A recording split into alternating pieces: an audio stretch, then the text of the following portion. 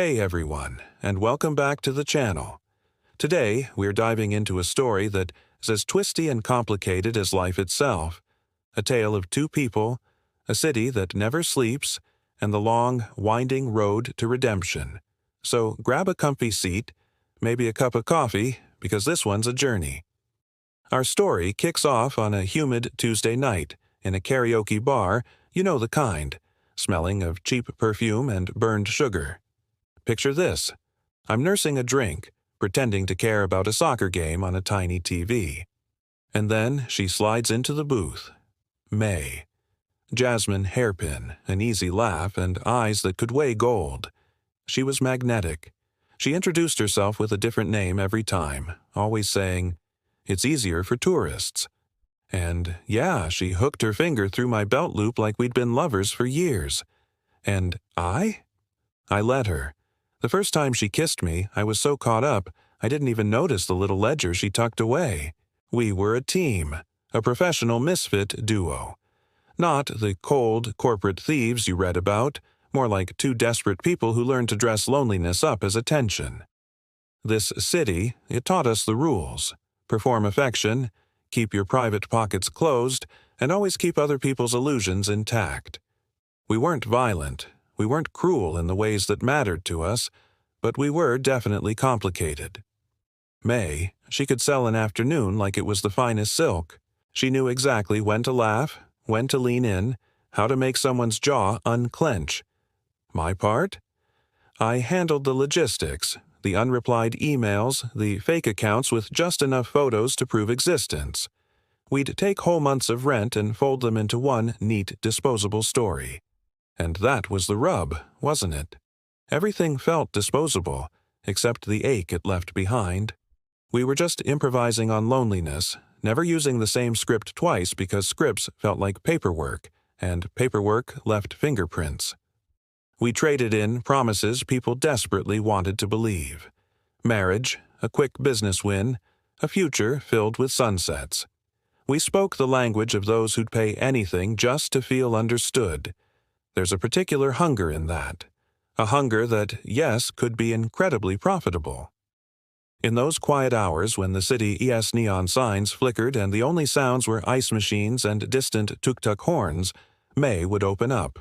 She'd talk about Isaiah, her home, rice paddies so vast they made the sky feel crowded, a mother who worked like two people and still struggled.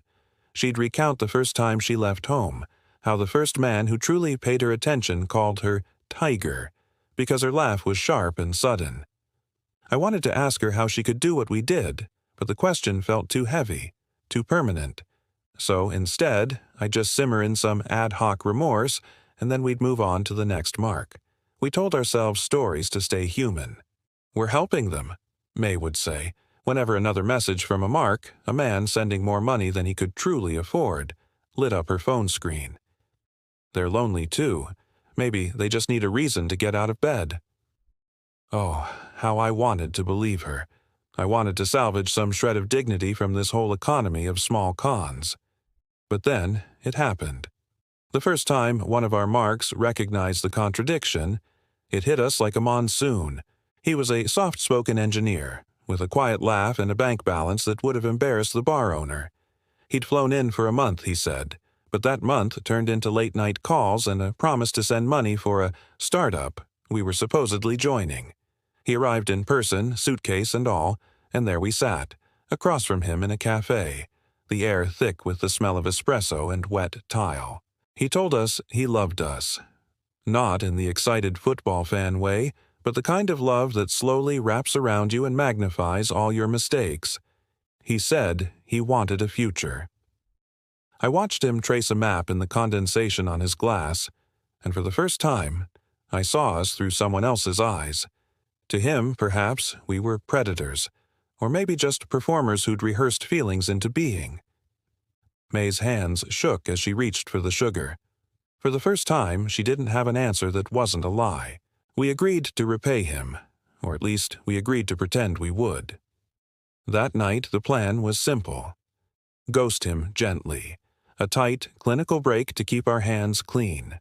But ghosts are people's last refuge. He followed, he wrote letters, he called at night. His disappointment became a physical presence in our apartment. And I don't know who felt worse, him for being misled, or us for being the ones who misled him. Things unravel faster than you'd ever think.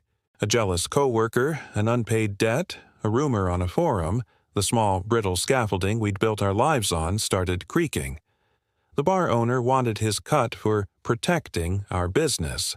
A new gang wanted in on the steady stream of lonely tourists. May and I argued until one of us slept on the couch and the other didn't even know where the kettle was anymore. The final domino fell when the engineer hired a private investigator.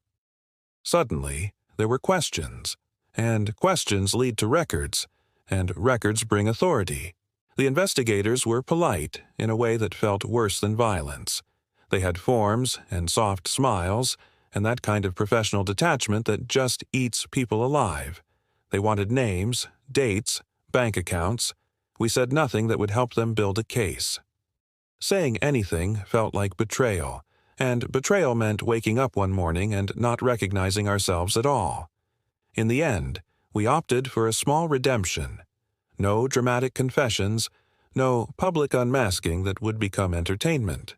Just tiny, painfully honest acts. A bank transfer, 1 week, to the man in the cafe. A long letter that explained nothing but admitted enough. We moved cities. May found work at a salon, her hands careful and skillful with other people's hair. I took a job delivering boxes for a small company run by an owner who never asked about my past. We didn't become saints, far from it. We still told little white lies sometimes, and sometimes I'd stare at my reflection and wonder if the man staring back was even worth saving. But the weight of not having taken anyone's money for a week, that became a kind of currency. It bought small things, a proper breakfast, sleep that lasted longer than an hour at a time. Slowly, the ledger closed up. The habit of making love a commodity softened into the quieter work of earning wages. One night, months later, we walked the same stretch of beach where I'd once printed our myths into the sand with my toe. May bent down and drew a name in the sand. Not ours, not the engineer's, but a name from her childhood. She traced the letters like she was carving them into memory. "It's not enough," she said softly, "but it is something." We didn't erase what we had done. Repentance, we learned, isn't a script. It's a series of small, unglamorous acts. We paid when we could. We told the truth to people who needed it. We learned how to earn affection honestly, which, let me tell you, was so much harder than just pretending we already had it. And sometimes at the very edges of night when the city still smelled like burned sugar and jasmine. We'd pass a tourist with a gleam in his eye and I'd feel the old reflex that cunning, wanting to wake up.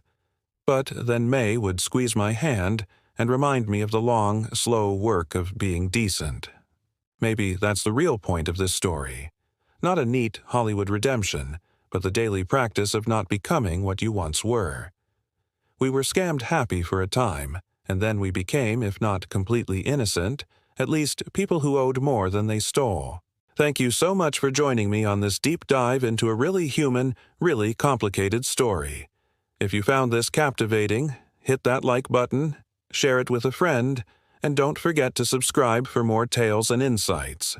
Until next time, stay curious and keep living your truth.